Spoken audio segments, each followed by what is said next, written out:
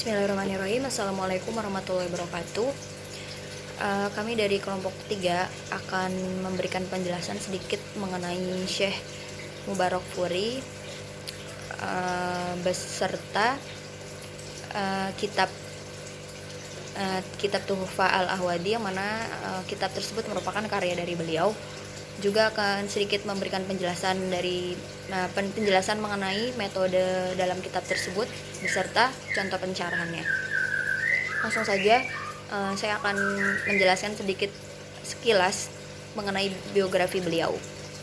Nama lengkap beliau yaitu Abu Ali Muhammad Abdul Ar-Rahman bin Al-Alamah Al-Hafidh Al-Hajj Al-Syekh Abdul Ar-Rahim bin Al-Hajj Al-Syekh Bahadur Al-Mubarakfuri, yang dikenal dengan Syekh Mubarakfuri. Beliau lahir di desa Mubarakfuri pada tahun 1283 Hijriah dan wafat pada tahun 1353 Hijriah. Beliau sejak kecil telah menghatamkan Al-Quran.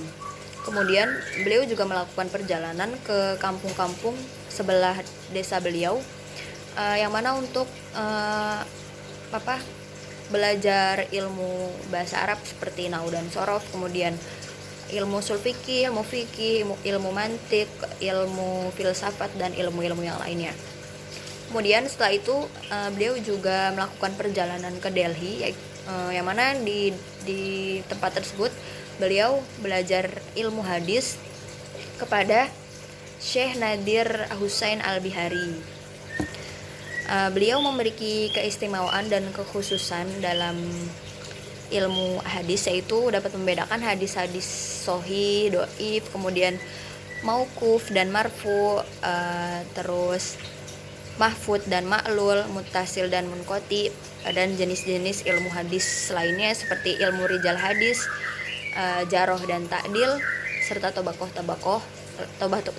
tobakohnya.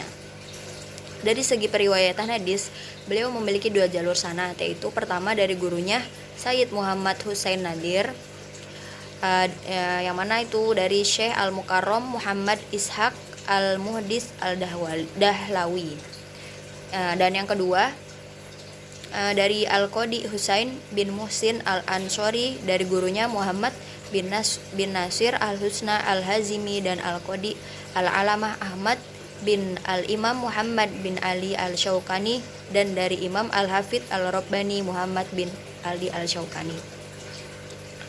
Nah, beliau guru-guru beliau antara lain sini saya sebutkan 3 ya.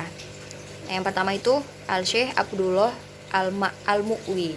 Kemudian yang kedua Al-Imam Al-Sayyid Nadir Husain Al-Bihari. Yang ketiga yaitu Al-Qadi Husain bin Muhsin Al-Ansori Al-Khazraji Al-Su'di Al-Yamani. Kemudian beliau juga memiliki banyak murid, diantaranya antara lain yang pertama Abu Al-Hadi Abu Al-Salam Al-Mubarakfuri, yang kedua Muhammad bin Abdul Al-Qadir Al-Halai Al-Marokisi, kemudian Al-Syekh Abdullah Al-Najdi Al-Awi'i. Beliau juga banyak menulis karya-karya kitab, diantaranya kitab Al-Janais, kemudian kitab Nur Al-Absor, kitab Diya Al-Absor, kemudian Abkar Al-Manan fi Tanqid Asar Al-Sunan, dan masih banyak kitab-kitab yang lainnya. Selanjutnya saya bahas sedikit mengenai profil kitab Tuhfa Al-Ahwadi. Kitab Tuhfa Al-Ahwadi itu merupakan kitab syarah dari kitab induk hadis, yaitu kitab Jami Al-Tirmidzi. Kata Tuhfa berarti karya besar, mutiara, permata, dan hadiah. Sedangkan Al-Ahwadi berarti ringan dalam melakukan sesuatu karena kecerdasan dan ketajaman pemikirannya. Dengan demikian dapat diartikan kitab Tuhfa Al-Ahwadi itu dapat diartikan suatu karya yang dapat meringankan dan memudahkan dalam memahami hadis-hadis dalam kitab Sunan Al-Tirmidzi melalui syarah yang cemerlang. Latar belakang dari penulisan kitab ini, sebenarnya penyusunan kitab syarah ini secara tegas belum dijumpai ya. kecuali hanya secara tersirat saja. Itu pencara kitab Tirmidzi ini, beliau ingin menunjukkan bahwa buku ini adalah yang paling indah dan menguasai apa yang membuat kecerdasan pada perkara-perkara dalam hal pembahasan mulia dan istinbat yang akurat dan isyarat yang baik. Nah, kitab ini awalnya itu terdiri dari 4 jilid besar, kemudian oleh percetakan Dar Al-Fikri dibuat menjadi 10 jilid. Sekian penjelasan dari saya dan akan dilanjutkan oleh pemateri selanjutnya. Setelah itu saya akan menjelaskan mengenai metode dalam kitab ini. Metode dalam kitab ini pensyarah menggunakan 2 metode, yaitu metode Muqarrin dan metode Ijmali. Terlihat dalam kitab ini menggunakan metode Muqarrin, yaitu ketika pensyarah itu memaparkan beberapa pendapat dari beberapa ulama yang dari hadis yang diperselisihkan. Kemudian pensyarah juga memberikan sedikit pendapat dari hadis yang diperselisihkan tersebut. Kemudian pensyarah juga menggunakan metode ijmali karena hadis tersebut belum disyarah sebelumnya dan ditakhrij oleh mukharrij yang tidak populer. Setelah itu saya akan menjelaskan mengenai contoh hadis dari kitab. Berikut adalah contoh pensyarahan hadis menggunakan metode Muqarrin. Dalam Babu Maja Terjadi Bismillahirrahmanirrahim, pensyarah hadis menggunakan metode Muqarrin terlihat dari bahwa beliau memaparkan pendapat dari beberapa ulama. Di sini terdapat pendapat dari Imam Syafi'i, Imam Hanafi, Imam Hambali, dan sebagainya. Setelah itu, beliau juga menjelaskan nama-nama periwayat beserta kualitasnya dalam tiap-tiap hadis. Hadatsana Sa'id al-Jurairi, bahwa beliau yakni Sa'id bin Iyas Abu Mas'ud al-Basri, yang mana beliau adalah thiqah gitu. Selanjutnya, beliau juga memberikan persetujuan terhadap pendapat tertentu setelah membandingkan berbagai pendapat ulama. Ini beliau mengambil dari beberapa pendapat ulama tersebut, diambil satu pendapat yang paling beliau percaya atau beliau yakini begitu. Contohnya ini, qultu qathabata qira'atul basmalah fi sholati bi ahadithi sahihah wa hiya hujjatun al Imam Malik. Yakni beliau itu mengambil pendapatnya dari Imam Malik begitu. Lalu beliau juga mensyarah kualitas hadis yang dipaparkan oleh Imam Tirmidzi, bahwa hadis Abdullah ini adalah yang hasan, yang mana yang dikeluarkan oleh Imam Nasa'i dan Ibnu Majah.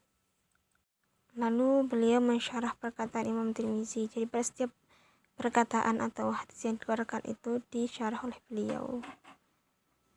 Lalu beliau juga menggunakan metode ijmali. Contoh hadisnya yaitu qala Rasulullah sallallahu alaihi wasallam ma di'bani ja'i'ani ursila fi ghanamin bi afsadalaha min hirzil mar'i 'alal mali wasyarafi lidinihi.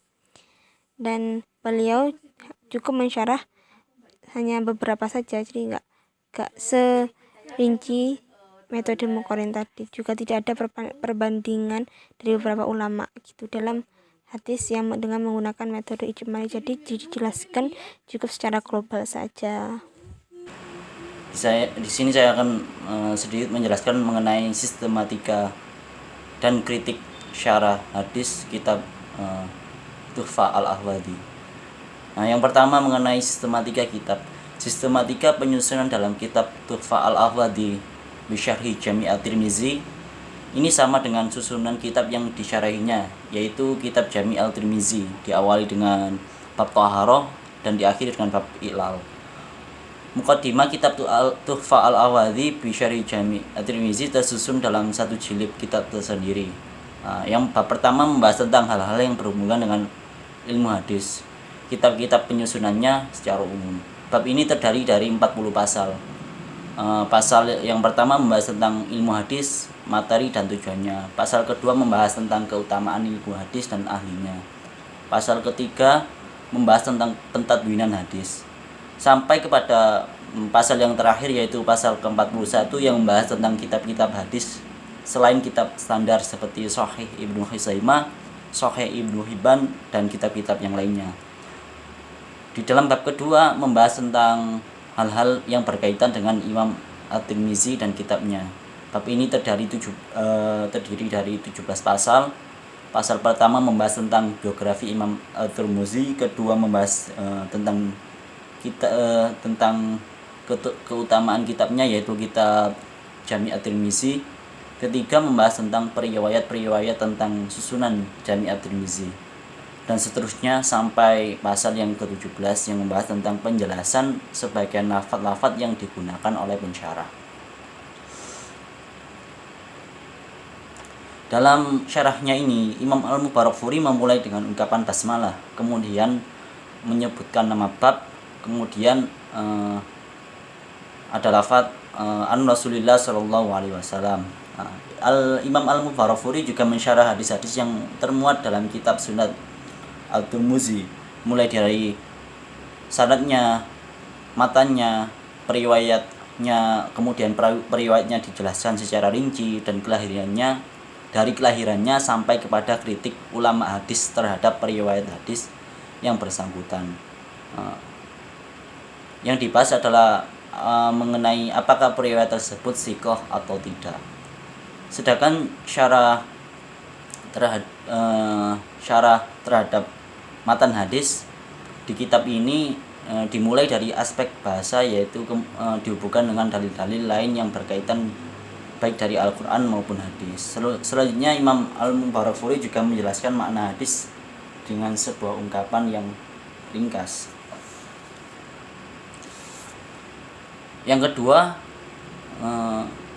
mengenai kritik syarah kitab Tuhfa Al-Awadhi karya Imam Al-Mubarakfuri. Secara global kritiknya seperti ini: kitab syarah ini kurang cocok bila dikaji oleh orang tingkat pemula, sebab banyaknya pendapat yang ditampilkan sehingga membuat bingung pembaca untuk menentukan pendapat yang akan dipilihnya. Jadi kitab ini kurang cocok apabila dikaji oleh tingkat pemula, karena pendapat yang ditampilkan itu sangat banyak, jadi membingungkan bagi para pembaca. Yang kedua, kadang-kadang menggunakan metode ijmali sehingga pemahaman terhadap hadis tentu kurang maksimal. Selanjutnya, tidak selalu mentarjih dari sekian perbedaan pendapat ulama yang dikemukakan. Dan yang terakhir, minimnya pendapat pensyarah yang dikemukakan lebih banyak menukil pendapat dari ulama hadis sebelumnya. Oke, baik, itu dari saya. Terima kasih. Assalamualaikum warahmatullahi wabarakatuh.